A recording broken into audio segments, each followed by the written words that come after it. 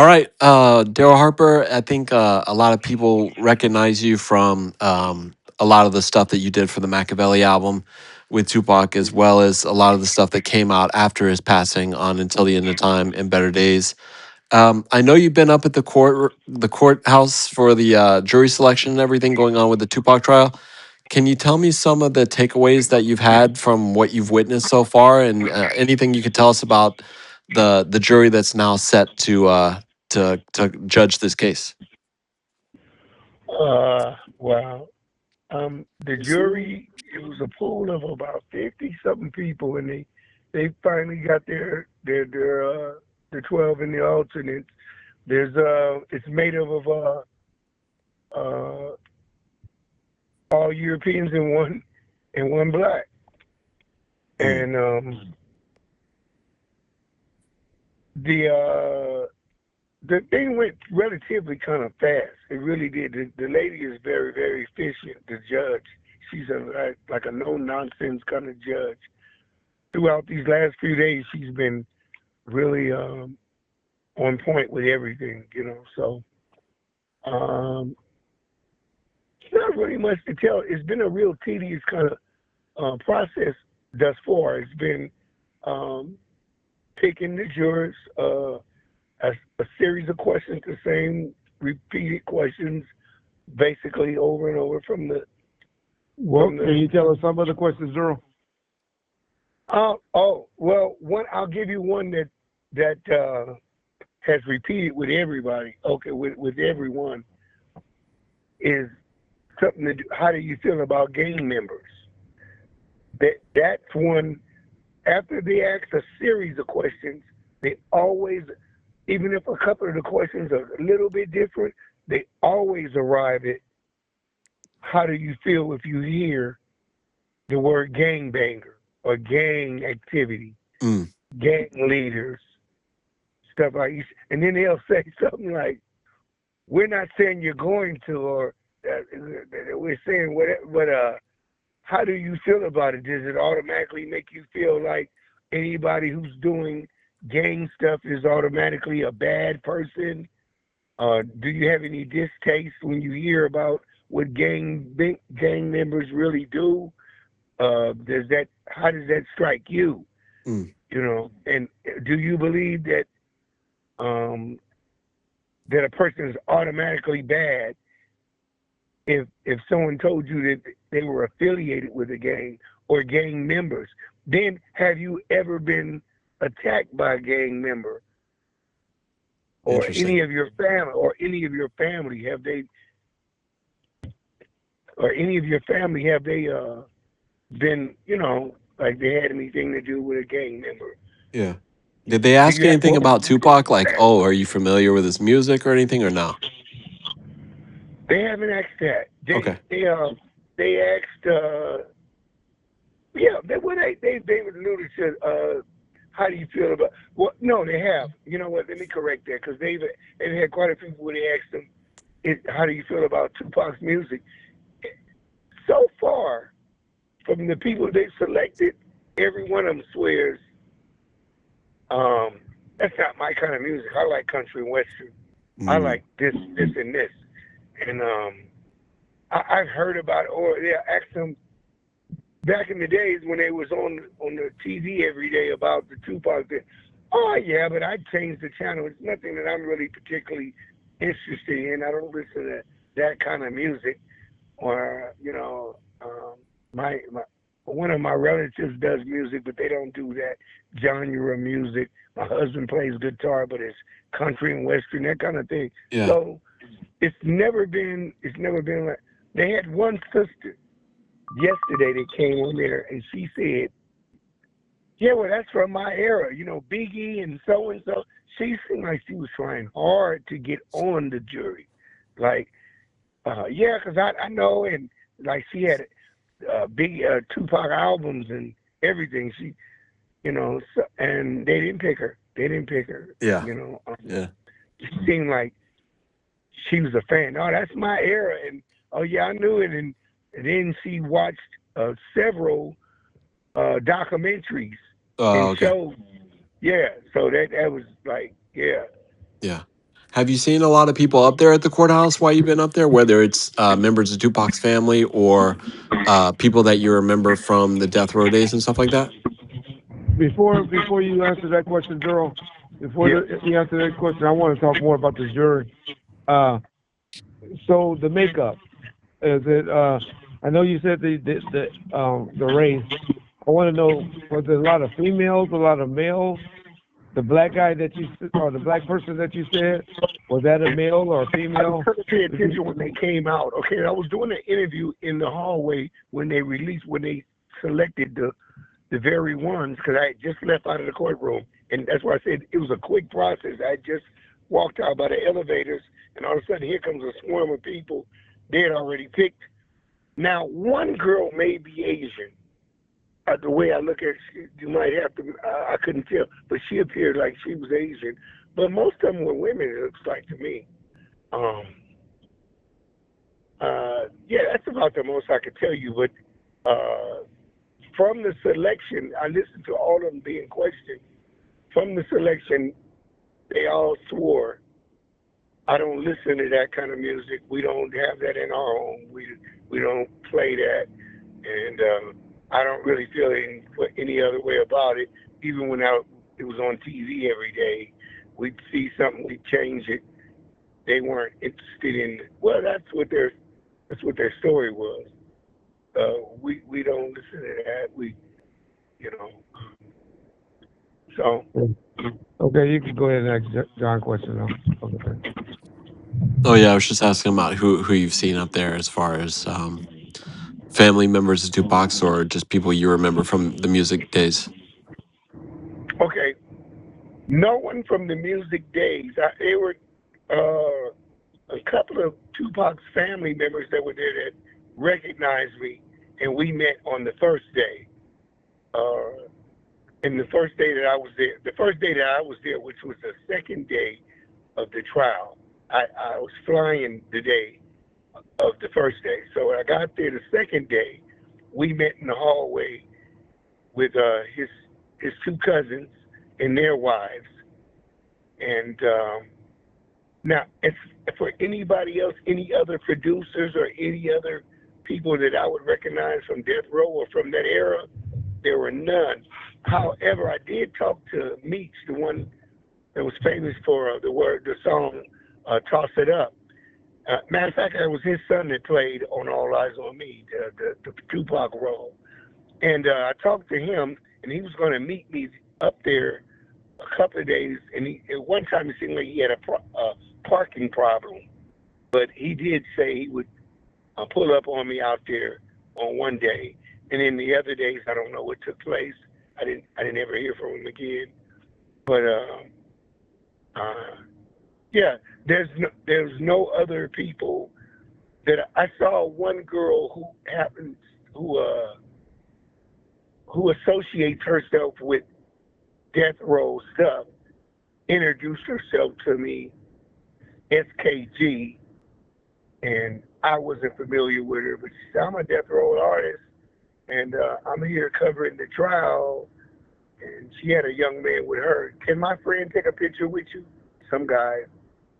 Um, so aside from that, I didn't know much about her until later after court. I had never heard her name. Um, but yeah, that was about the extent of that. She was there. Um, I don't believe there was anybody else from Death Row or from the music side that was there. I know I was the only producer there that was thus far. Maybe they're waiting until the like now, maybe Monday when now they have a jury, maybe a couple of the people will surface. I called several people and asked them where they coming, and asked some of them, the ones that I talked to didn't show any interest um, Okay. in coming. Let me ask you this, Daryl. On Keepy D's side, who appeared to be there in support for him? Well, it's his son. His son was there. His son walked up and introduced me one day. Said he'd overheard. "Hey man, who are you, man? I know you somebody." That's what he told me. You know, you're. Uh, then he announced his name, His name is exactly what Keefe D's actual name is, except it's just Junior on the end. If I'm correct, that's the way he introduced himself.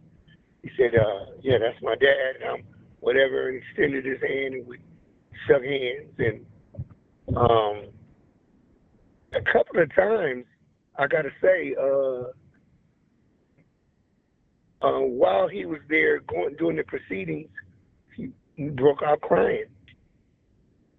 You know, he went to tears a couple of times sitting there by himself, and I mean, obvious tears, like he really was going through something, you know. But when he met me in the hallway, um, he told me who he was. He said, "I thought you had something to do with death row," and just like I tell the other uh, reporters, I'm quick to let them know, man, I love Tupac. I'm not here because I hate Keefe D. And I think both of those emotions can live in the same room. I'm not here. That's the judge and the judge upstairs job, you know, the Lord and the judge in the courtroom. That's their job, whatever becomes of this. I'm not there to hate him. I'm there to support a man who gave me a shot. That's Tupac Shakur. So I'm not there on a get Keefe D thing, but if that's what it turns out to be, you know, so be it, you know. Um, but because I'm asked that by all the reporters. There's been a slew of reporters every day. They'll tap me, hey, aren't you? Can I have a word with you? Can I? When we're going in the hallway, I go downstairs, and they'll have cameras waiting for me. We talk, and that's one of the questions. How do you feel about Keefe D? Well, and I've even been asked, how do I feel about his son? I know his son was, and I said, well, you know what? To my knowledge, his son wasn't in the car. Yeah. You know, his son wasn't holding a weapon. So what am I supposed to hate everybody associated with Keefe D? So I'm thinking it's from a practical, and then ultimately I'm a man of God now. So I'm not sitting there trying to hate the court and all, or hate the people who are affiliated. You know, I'm there to support Pac. That's what I'm really there for. Yeah. You know, so and I'll make that clear. Hey Reggie, sorry to interrupt, but I want to let our audience know. If you guys are fans of UFC, you definitely want to pay attention to this. So we've linked up with Morgan & Morgan, the official law firm partner of UFC, and they're giving away 2 tickets to U331 in Los Angeles plus $2,000 in travel expenses. The way to enter is to click the link in the description. You can also find the link pinned in the comments below this video. So click the link and take a chance. You can't win if you don't enter. Good luck. Yeah. Well, you have a book coming out soon. Can you tell us about when it's coming out, some of the stuff that's in it, and what people can expect from it? The book will be finished this month. At the end of this month, the first week of next month. It's just about finished right now. I'm doing all of the final, you know, things with it and editing and stuff. But the book entails not just death row stuff, not just Tupac stuff. The parallel I make in the book is Death Row. I say the name of it is Surviving Death Row: The Darryl Harper Story. I don't say Surviving Death Row Records. The reason I'm saying that is because I feel like from the time we're all born, we're all on death row waiting to die. We all got a day. And to me, all of my life, I've been on some kind of death row. I've been on waiting or going through something, some kind of turmoil. So I speak about other issues that I encountered all through life: prison, you know, drugs, multiple baby mamas, and I mean a slew of things. I mean, I'm clear and transparent on issues in my life. You know, I don't hide anything.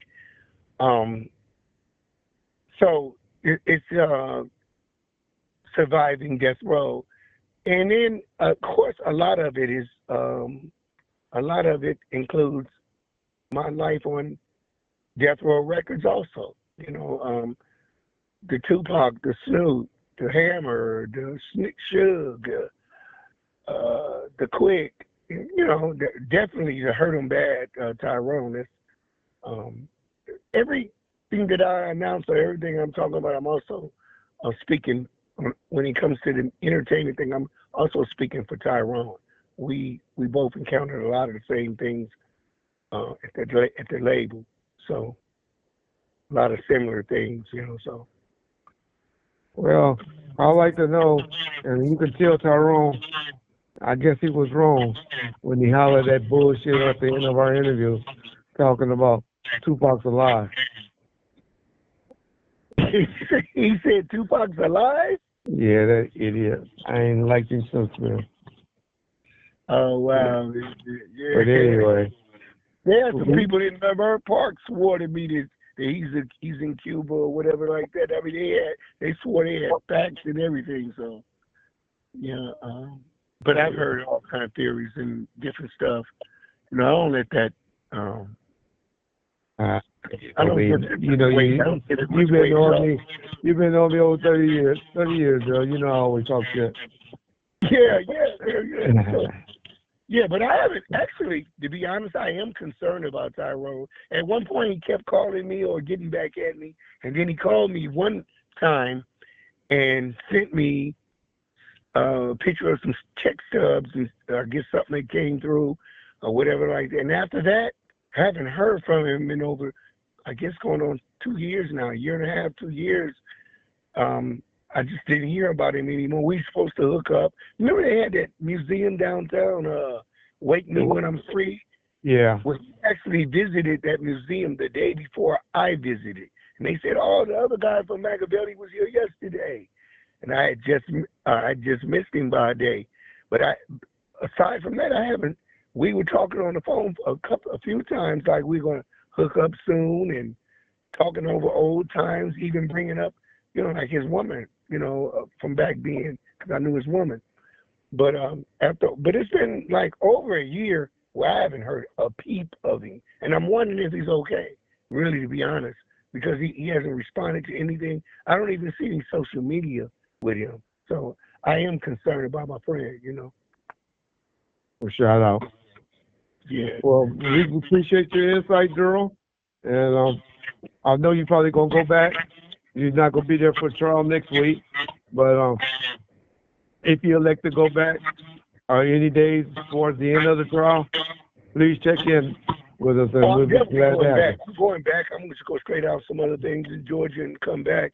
What's the name of him coming back to? The families, they left yesterday.